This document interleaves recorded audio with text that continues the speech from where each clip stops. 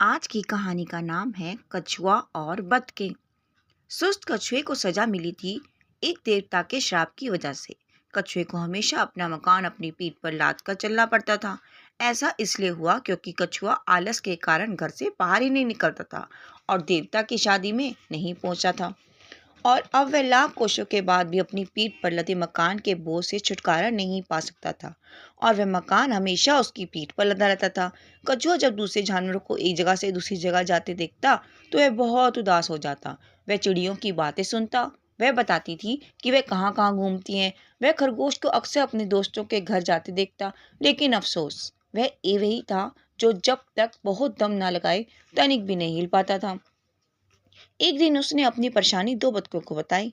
दोनों बतखों ने कछुए की यात्रा करने के सपने के बारे में सुना तो वह बहुत उदास हुई। उन्होंने उसकी सहायता करने का निश्चय किया।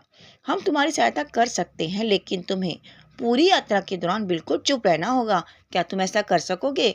कछुए को तो दुनिया घूमने का मौका मिला, तो वह चुप ना रहना तो क्या कुछ भी करने को तैयार था। बतखों ने एक लंबी डंडी ली और कछुए से उसे अपनी दांतों में दबाने को कहा।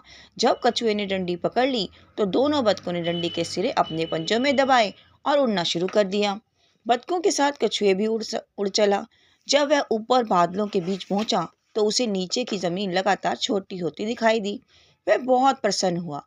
उसे वाकई बहुत मजा आ रहा था। तभी एक कौवा उनके पीछे उड़ता आया।